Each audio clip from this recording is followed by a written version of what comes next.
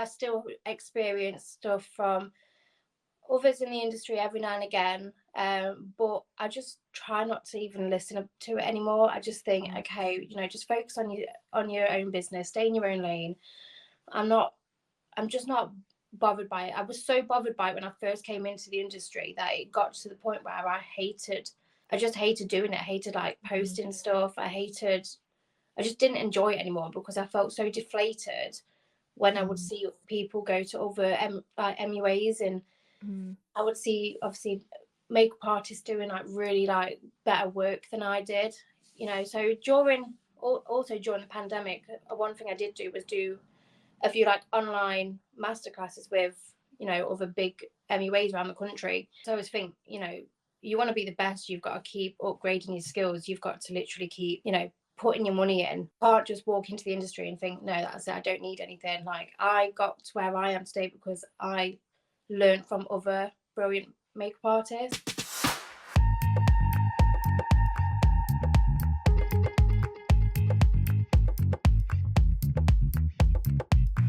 Hello and welcome back to the Face It podcast. I'm your host, Jessica, and today we welcome a lovely new guest to the show. But of course, before we do, I just wanted to ask you to consider leaving us a review. If you are an Apple user, you can go to your podcast app on the Apple device, search for Face It podcast, and of course, write a review. Tapping the stars does just rate us, which is really nice. Thank you for doing it. But leaving a few words really helps boost our rankings. And the bigger the podcast gets, then the more amazing featured guests we can get on board. So thank you in advance if you have already done so. Don't forget, you can rate, review, and subscribe wherever you get your podcasts too. So you can do that on Spotify, Amazon, all the other places. If you'd like the chance to come and chat to me about your experiences and share your own stories, then you can find us on Instagram at FaceItPod or message me personally at Jess_Messenger. That's MESSENGER. I love to speak with you about all of your businesses. It is now time though to introduce today's guest. So welcome Amy Grace from the Beauty Collective. Welcome to the Face It podcast. Hi, all right.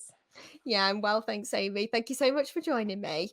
Well, It's you launched the Beauty Collective during the pandemic year, didn't you? And I want to kind of touch on that a little bit because I know you had a couple of other things going on at the time. What made you decide to do it at that particular time? I think it was because of the pandemic. I was also pregnant at the time, so I was working like just a retail job just before, and I had quite a bad pregnancy, which meant I had to go on quite a bit of a bed rest. So started on stuff like, I started doing like the press on nails to start off with. Obviously I could do the makeup, but I couldn't do obviously my clientele just sort of stopped. So I did start doing like press on nails, just doing like the paint, like the designing and stuff, and then sending them out to people. They were huge I feel like they were huge in the pandemic. Yeah. I knew so many people that were doing press on nails. It was like quite a thing. Is that still a thing now, or do you feel like it's dropped off a little bit? I think it dropped off a little bit because obviously everyone's allowed back in the salons now and had their, and I was obviously, as you know, I was touching on like a few other different business ideas because obviously I was speaking to you about it back then as well. Like, I think I also did try and start like wax melts. But Didn't yeah. we all? But yeah, I was just trying to find my feet because, like I said, my makeup side was only really just like every now and again when I could. It wasn't. I'd gone into makeup. I wasn't enjoying it, and then I decided to cut it completely.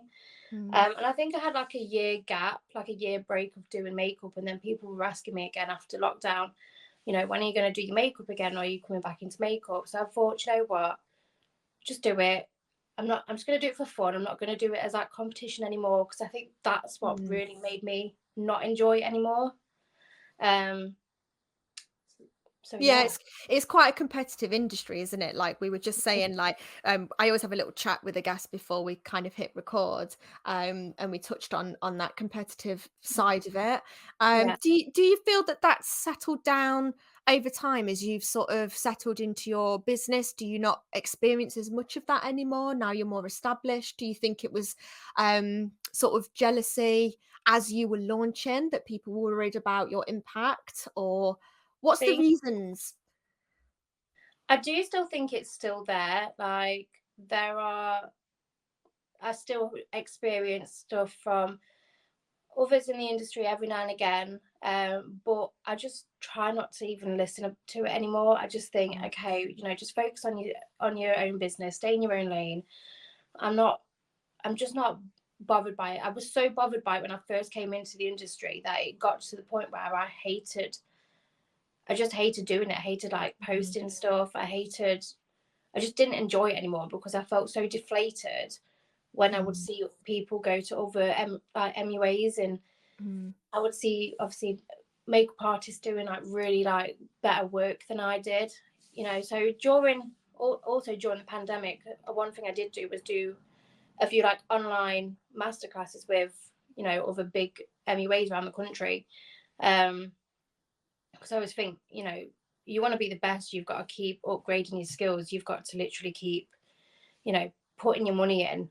You Mm. can't just walk into the industry and think, no, that's it, I don't need anything. Like I got to where I am today because I learned from other brilliant makeup artists. So It's so true. it's like one side you do get your like catty sort of jealousy, but then on the other side I've met so many other MUAs that are so lovely. And how about like I work with another makeup artist, and me and her get on like amazingly. We go and do weddings together, we work in the salon together, and honestly, like I get on with her so much, and Mm. that's what I love. So I just try to ignore the whole noise in the background. You have to find your people, don't you? It's Yeah, like with any industry, you just have to find your people, and there's always gonna be ones out there that are gonna try and make your life quite difficult, but I think you've done the right thing of just learning. It is a bit of a tough learning curve to just not take it personally and to yeah, continue going because, you wouldn't be where you are now, which is, you won the Hair and Beauty Awards last year for was it Makeup Artist of the Year? yes, yeah. So it was the Yes. East Midlands category. So yeah, I won that, which as I was speaking to you earlier, it was a bit of like a really annoying moment because like you have just experienced wasn't there, because I just didn't think that I would win. This was my first time entering any sort of competition like this. I just thought there's going to be thousands and thousands, and there's so many other people. I'm not even. When I got the finalists, I did think like, do they send this to everyone? Like, is this Yeah. just a thing they tell everyone? Like everyone's a finalist, and then like I said, it was the girls whose salon I work in every now and again. She was there at the event, and she messaged me saying, "Oh my god, you won!" And I was like, "Won what?" And she was like, "You won Makeup Artist of the Year." I was like, "What?" And I think Amazing. I rang my partner at the time, and I literally was down there like crying down the phone to him, like, "Oh my god, I just won it!" Incredible. I was gonna say, like, how did that make you feel winning that award? Especially, you've done a lot of hard work in the last few years and like coming off the back of all that negative start, I suppose. Mhm. Like, how did it feel to walk away with that? I suppose I'm it's a not gonna finger up a lie. little bit, isn't it? I'm not gonna lie. It felt so good, and I like don't want to be that person, but like at the same time, to the people that had given me so much negative energy, it was a big like hat in your face. Like Mm. you've tried to drag me down, but like this is where I am now, and it did feel amazing. So yeah, it's definitely worth like entering these competitions as well. Even Yeah, if I you don't, think if you even don't if you put don't win, yeah. it's still like amazing to just be a part of. But I think if I do enter another one, because I didn't enter this year because I just had a lot on this year. But I think if I do enter again, I will try and actually make it to the show this time.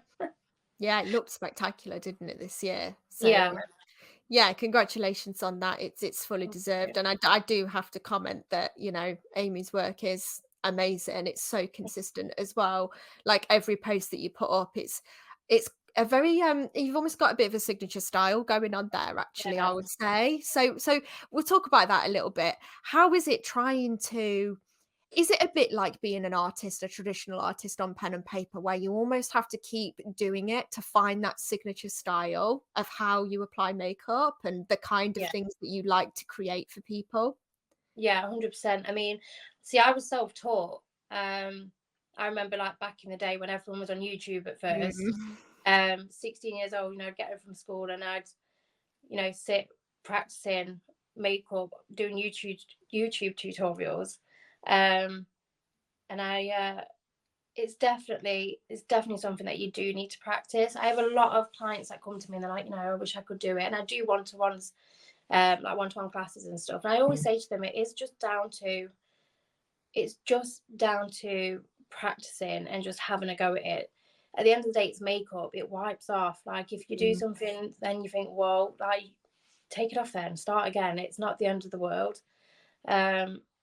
So yeah, it's just it. Like I say, so I don't know if you've come across it because obviously I know you do. Obviously, your tooth gems and everything now, but just because I find like obviously I did a level 3 makeup course during maternity leave when I had my first daughter, and I think going on one of those courses you realize like you sort of realize with everyone you've either got it or you haven't.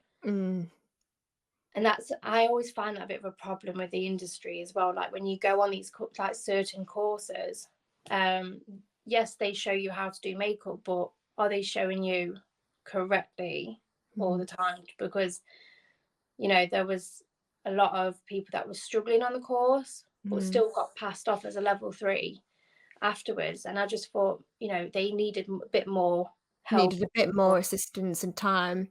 Yeah, Yeah, we get it a lot in aesthetics, of course, and it's a big topic at the moment. I know it's slightly outside of your remit and what you do, but there is a lot of heavy debate at the moment about training as a whole and sort of the quality of training and the kind of candidates that we're turning out at the end who will go on to be practitioners. So yeah, it's a conversation in the world of aesthetics as well. But obviously, like you say, I think the one thing you can't teach is creative flair. yeah, And your job relies very, very heavily on that, I would say. And yeah. you've either got it or you haven't. But I suppose in what you do, it isn't life threatening in a lot of ways. Like you say, the worst case, you wipe it off, don't you? And your Yeah, clients wasted their money and thinks, oh my God, I'm not gonna see them for makeup again. It's a bit different than injectables. yeah, yeah. I do, and I do. I know it's going off topic a little bit, but I am all for. You know, I prefer seeing like medically trained or highly trained people doing that whole aesthetic side. Like there's certain things that I think you can do if you're not medically trained, but when you're injecting stuff into people, you really need to know like the proper ins and outs and the dangers of it.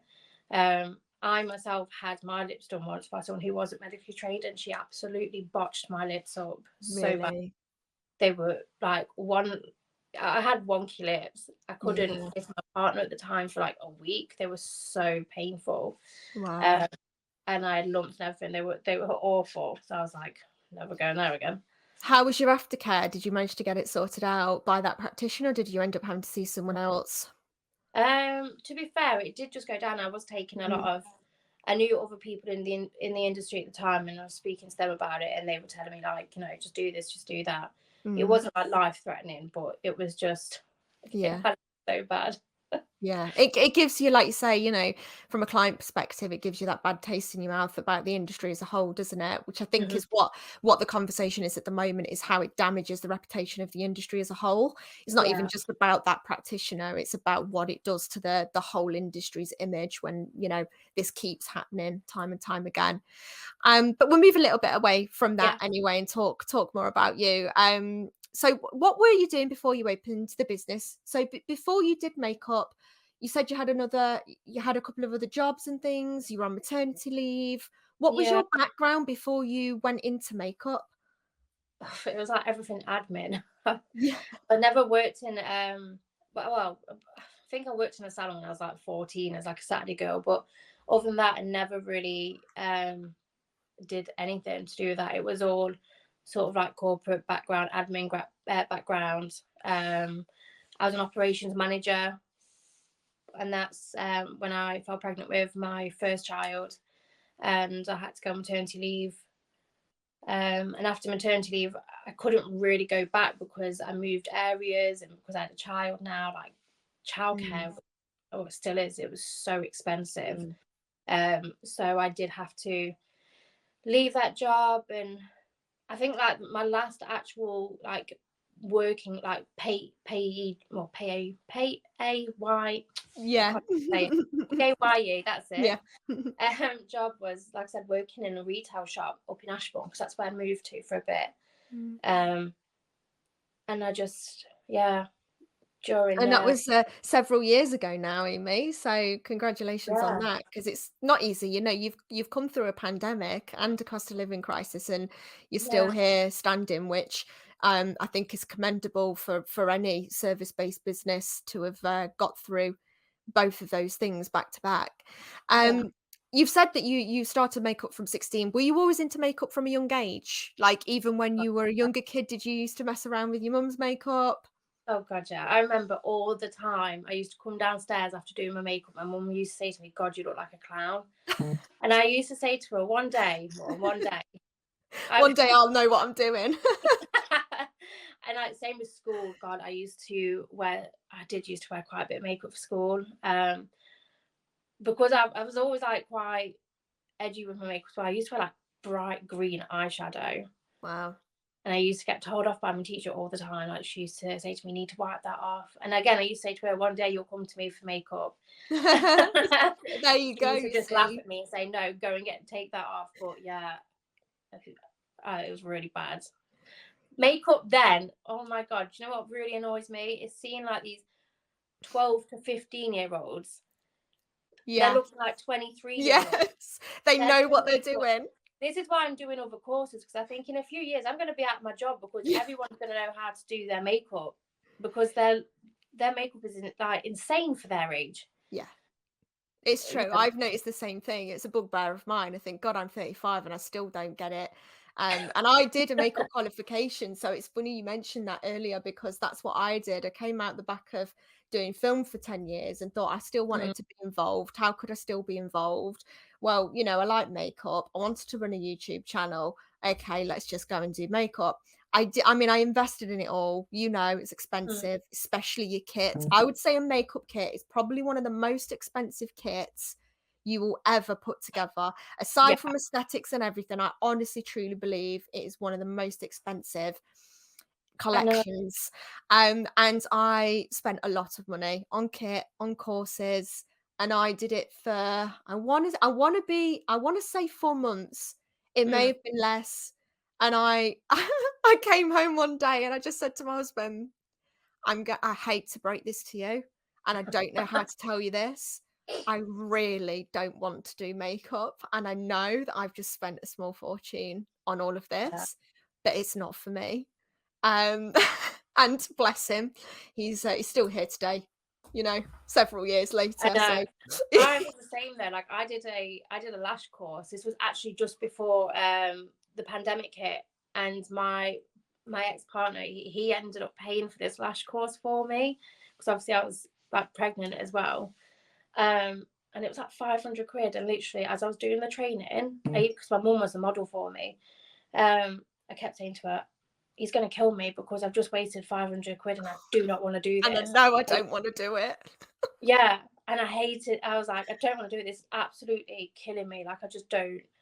Um, but I didn't tell him that. I literally, when I got home and I was able to practice by myself, I did end up like doing lashes for quite a bit. Mm. But yeah, I know It that You feeling. almost know in the pit of your stomach that you've gone down the wrong road, and it was Yeah, that weird moment of, like, I continue going down this road, or I just face up to the fact that I've took a detour that I shouldn't have took, and yeah, it's not for me.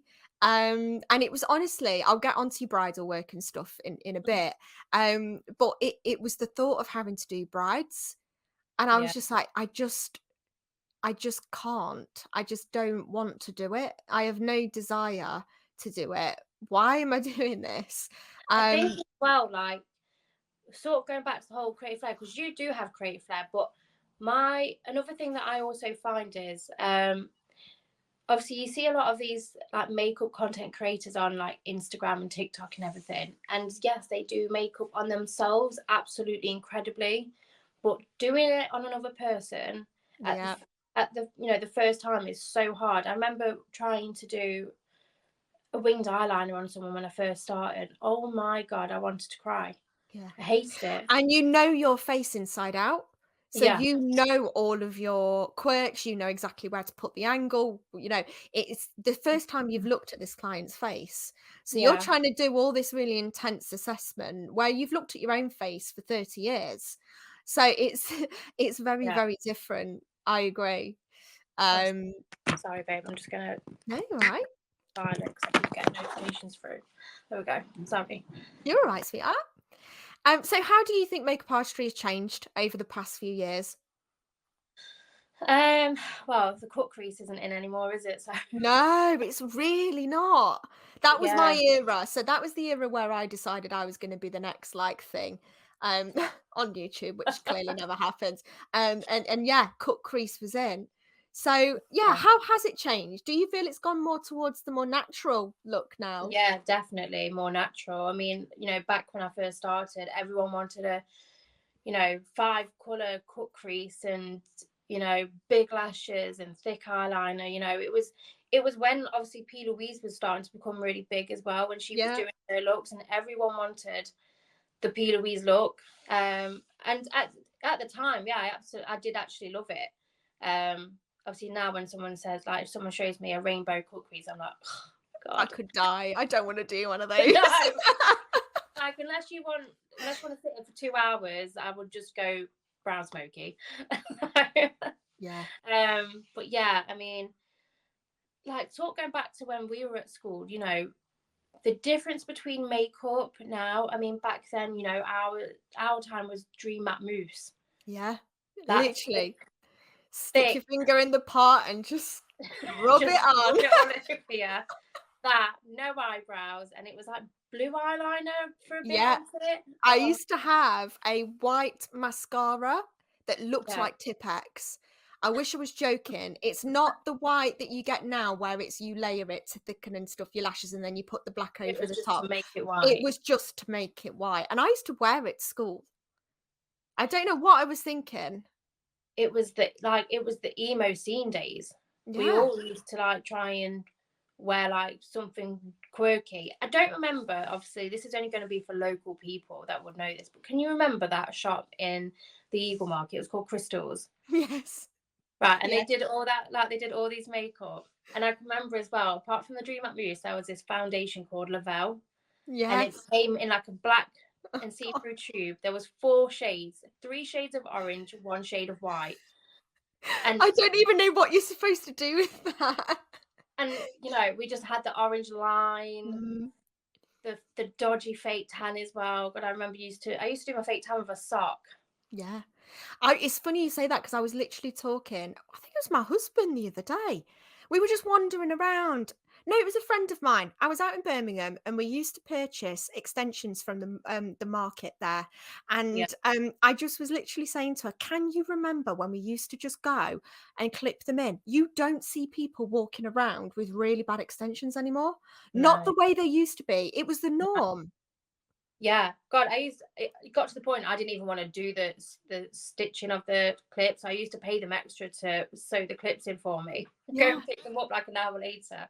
Yeah. But yeah, God, and having like the different colours, like having like near enough black, but then a bleach blonde stripe outside the others. Or can you remember the raccoon tail Yeah, ones? they're having a bit of a comeback on the scene that I Yeah, don't think they'll ever quite take off the way that they no, did in, no. 2005, 2006. I think the whole beauty industry itself has changed so much over the decades, Yeah. and like I do It's think, leveled up. I feel like it's yeah, leveled up, and aesthetics is the same. All of it is, and they're all shifting again. The big aesthetic look used to be in a few years ago, whereas now a mhm, lot of practitioners are reporting that clients are now wanting the more natural enhancement. So it's funny. The trend overall tends to shift as one. So yeah, while the aesthetics and beauty world are separate, there is definitely a crossover with the trends and with oh what yeah, clients are 100%. looking for. But yeah, the whole industry has just took one ginormous level up in manufacturing, in the ingredients that are used, the Yeah, compositions of makeup are so much better, the what you better saying about understanding of the science behind it, all of that. Well, you were saying about obviously like the makeup kit being it is one of the most expensive kits. Trust me. Easily. Yeah, I mean, £40 for one foundation. You know, think how many shades you have to carry about. It's a lot of money. But what I will say again is how you said about, you know, people, how everything's changing. The high street industry for makeup is absolutely incredible. Mm. You know, like as I was saying, like back then we had obviously like places like Crystals, or we had Boots, but it was like Collection 2000. It was this that, and the other, and it wasn't amazing. But now you've got, you know, Elf is probably one of the biggest makeup high street brands, and some of their products are absolutely incredible. Like I use their products in my kit. You don't now have to spend a fortune, No, because you can now get brilliant products for high street prices now. I And think that's what I love. that's improved in the last 5 years, because Mm, that wasn't the case even when I was doing it. There were these brands out there, they were, but it was still very much your Bobbi Browns, your Anastasia Beverly Hills. It was still yeah, very much people wanted top notch. You know, the Macs, the Chanels.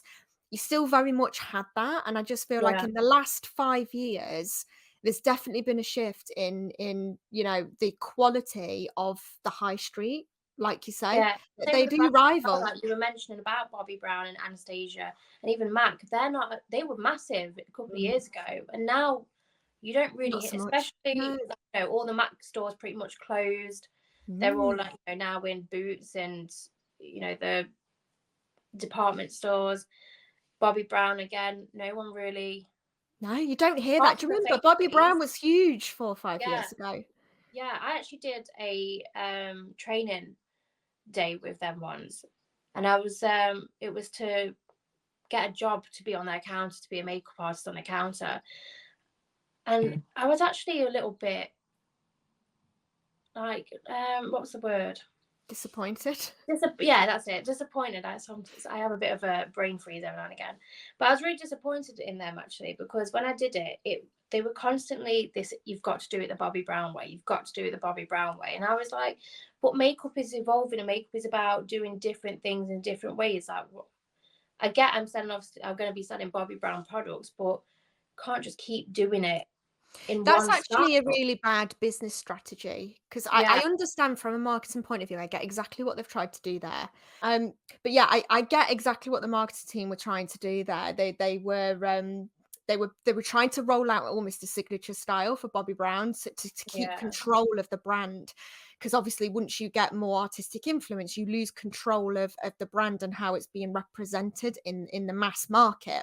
But actually, by trying to control the brand image, what they've done is they're doing it in a time where internet influencing and artistry was about innovation, and they've done yeah, it at the wrong time. If they'd have done that 10, 15 years ago, I get it, but they were doing it at yeah, the time where YouTube was the master, yeah, and so they've lost their hold on their artists in a way, because they've disallowed them to be malleable and artistic. Which actually, what artists I assume want, and you can tell me because you're the artist, but I assume you want products that are multidisciplinary. You want to be able to utilize products in multiples of ways. I imagine yeah. that would be more beneficial as an artist, to have a product that you can do lots with. Yeah, yeah, it is. You don't want to just be stuck with doing, you know, one certain thing. Otherwise, what's the point in spending so much money on it? You Yeah. know, I mean, if you look at products again nowadays, you know, especially a lot of like Made by Mitchell or P. Louise, a lot of them are multi-use now. Like a lot of their lip liners you can use as eyeliners, or you know, the Mm. blushes, the cream blushes. I sometimes use them as a lip color. You know, you can use them for Especially for makeup artists, it saves your kit, you know, the size of yeah, your kit.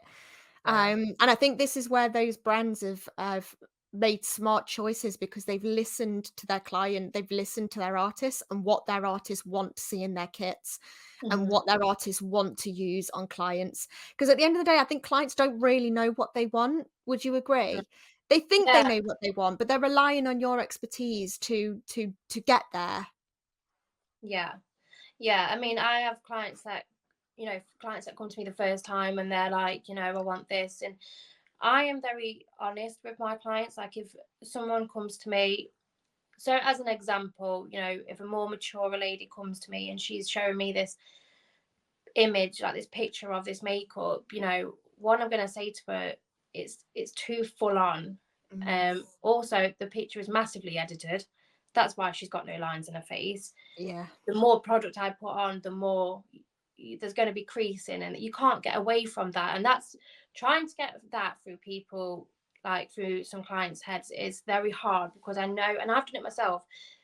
You have this image of how you want to look after you've just paid for your makeup, and you think you're going to look like that image that they've shown you, but obviously Mm. you're not, because you don't have the same face as them. Yeah. But And flash a lot of the time some photography people and will all think of that, that completely changes that photograph. So if someone's had yeah, their makeup done and they go on a night out and there's a flash photography there or it's off a red carpet, it looks completely different than in person. oh god, I mean, everyone's seen pictures of like the Kardashians and stuff where they've had the unedited photos, and they look nothing like that. I mean, you can have like so much Botox and so much filler and everything like that, but your skin is your skin, and you're not going to get away from natural creasing. And everyone's like, I've had people say to me in the past when I've done the makeup, like, oh, can you get rid of the crease under it? And I'm like, I can't. No. I'm a makeup artist. I'm not a magician or an aesthetics. Yeah. You can't get. You need to. I feel like a lot of people need to fall in love with themselves again, and I'm the biggest person that needs to follow my own advice, because I hate, not hate, but when I take photos of myself, I do edit my own photos, because Mm. I just think there's such a standard in the beauty industry to look like a Kardashian, to look like this, and I have my own massive insecurities, so I 100% get it. But yeah, Yeah, I think we all do, certainly being on camera every single day for the past few months. It's definitely highlighted. I think I've been booked in 2 or 3 times since, to have Botox and filler, and I'm in for cheek filler in a few weeks. I'm giving all away my trade secrets now to everyone listening, but, yeah, it does highlight your insecurities, of course it does, and that's the world that we live in now, isn't it? Mhm. But it's interesting you mentioned about the creasing, because it sort of hits you from nowhere. I've only just in the last 2 or 3 years stopped wearing really heavy makeup because I Yeah. actually found it made me look worse, which never Mm. happened in my 20s. But No. since I've encroached on mid-30s, it just sits in all of my creases. And it just Yeah. looks too much. So I've had to change the way I do my own makeup now because my skin has obviously changed over the last 15 years. Yeah.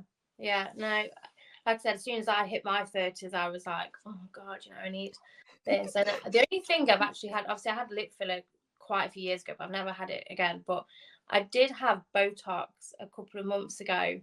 I think it was like here, just to give me a bit of a brow lift, and I had a lip flip done. Mm. And I absolutely loved it. But then as it started to wear off, God, I looked in the mirror, God, oh my God, my eyes are Oh, yeah. Oh, yeah. like, You'll never wanna go without now, that's the problem. no. So I said to the girl at the salon, I was like, "Can you just top me up?" So I'm hoping she'll do it again in a few weeks. Yeah, it's one of those things I think, I always like to ask practitioners what their favorite treatments are, and I'll be honest, I think mine is anti-wrinkle because it's Yeah, once you've had it done, you can't half tell when it's wearing off. And yeah, it kinda hooks you in. It's like a subscription model. It yeah, hooks you in for life. And I would quite happily go on a subscription and pay, every month to make sure I've got my 3 treatments a yeah, year. And then, like you say, if your skin's looking good, makeup. yeah. Again, there's another thing I always say to my clients, and I put on my socials. There's only so much as a makeup artist that we can do, but Mm, if you're not looking after your skin, it's going to show on the makeup. There's no getting away from it. Like, obviously you can do touch ups, or like you said, when it looks completely different when you're stood in front of a major ring light. mm, It looks completely different to when you see it face to face. But yeah, I've had a few like bridal trials. They've said, oh, and they're not sure about their skin, and I'm like, you need to look after your skin. If you want a mm. flawless makeup application, it does start with skincare. But again, at the same time, I do think the more skincare I think that you do, I think it makes your skin worse. Yeah, simplify. Yeah, I Mm. think a lot of people who put all these products on their skin, I find it's making their skin worse. Like, I Yeah. don't really, oh, it's God, I'm going to sound It's really bad here. I don't really do a massive skincare routine at all. My skincare routine is basic, but yeah. I've never had any trouble with my skin. And I don't know if that's because I don't really, I do get a lot of skin specialists on here as well who, to be fair, they've said the same thing. And I think the problem is there's so many products on the market now, it mm, overcomplicates people's routines because they don't actually understand how to effectively use the products or what products they should be using for their skin. yeah, So they end up just doing it because they think it's a set routine that everyone needs to do. And that's just not the case. It should yeah, be by an individual basis.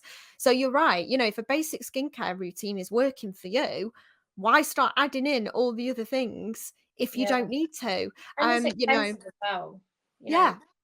put it down. You don't need all this unnecessary like facial stuff. You know, choose your Mm, basics, stick to what you can afford. Like, it's yeah. not, it's not. You Don't don't. add too many acids in and everything else, and Yeah, I think that's where the problems have stemmed from, Amy, is a lot of these really big, companies that, people like Clinique, for example, that launch all of these products for the mass market, trying to tell everybody that they need to now add all these different things into their routine, and actually there's yeah, clients don't understand their own skin, never mind adding in acids and everything else. They don't actually understand what they need. So, no, shout out to people who are looking for skincare advice and stuff. Go and see a dermatologist, go and see a skin specialist, go and find out what you actually need for your skin before you start applying all of that stuff straight off the shelf. But going back to makeup, so I'd love to know, what makeup trend do you absolutely love and what trend do you absolutely hate? Have you got one for both? hmm. I mean, And it could be historical, it doesn't need to be current. okay. So I'm a big lover of the Instabrow. I'm sorry. Okay. I think the 2016 like sort of Instagram brow, the sharp. I love Mm, it. That ombre sharpness. That is my favorite. I still do it with my brows. I know obviously now it's more the laminated look, and that looks good to a certain point if you're doing it in the right way. But there's a lot of sticking mm. right up to the ends, and I'm like, no, this You're the needs to go. second person you are the second person in the past week to say that exact phrase about laminated brows. Yeah, I mean, that is probably one of the things I hate is overly done laminated brows because I just think it just It doesn't just don't look. look right. Do you know what? Some people like I've seen and I think, okay, you know what? I'll give it to you. That does look good, but like I said, when you're sticking the brow hairs literally from like south to north of your face, I That's think, exactly what she said, and it was a brow specialist from Manchester. That's exactly what she yeah, said. I Yeah, just same think thing. like stop doing it, brush it down a bit, like Yeah. that is one. That is one that really gets on me. I'm like, no, stop over The only process. place Stop that that overthinking. belongs is in an editorial shoot or a Yeah, catwalk or somewhere yeah, where it's a stylistic, artistic choice, yeah. not for wandering around on a day-to-day basis.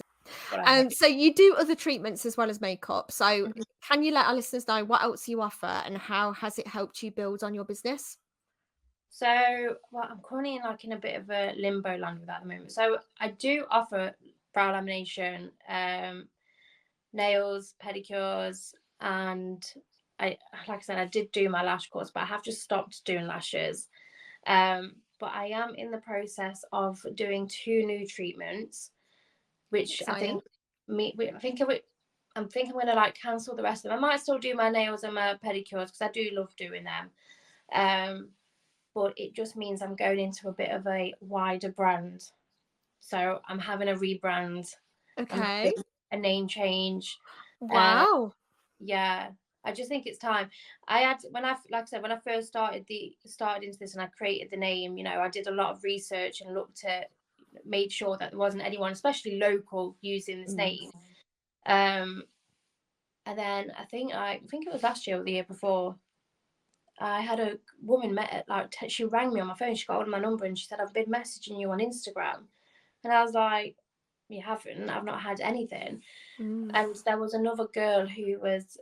she's only 10 minutes away from me, and she was using the exact same name as me, Oh no. everything. And I was like, okay. So I did message her at first, saying, just let you know, I think my client's getting confused because you've got the exact same name as me. And at the time, because I've been in the background, I've been wanting to produce my own product line of makeup and stuff like that. So I was like, well, I am going to be trademarking it anyway. But again, she refused to change her name, which it really annoyed me a little bit, just because I was like, I did my research. Like, you could have just done a little bit of a research just to make sure that there wasn't anything. You're not the first one. You're the second person on this podcast to have this exact same problem with someone in their town. Yeah. So yeah, I was branding and everything. I was just like, this is annoying. But I thought, I can't do anything, because obviously I wanted to trademark it anyway. I spoke to my legal team that I was speaking to at the time, but unfortunately I couldn't do it because I had no idea that Matalan have a beauty line called the Beauty Collective. Oh, no way. Yeah. They were like, yeah, they said, look, I know their solicitors, and he was like, there's just no point going up against Matalan because they will do everything to shut it down. So I didn't do it, and I've been thinking of like other names and everything. And yeah, I'm now going over to a different name, which will be a bit more broader with what I'm going to be doing.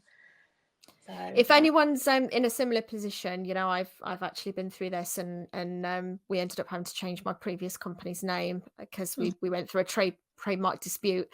So if anyone is listening, there is a whole episode about trademarking as well. Another practitioner had a very similar experience to Amy.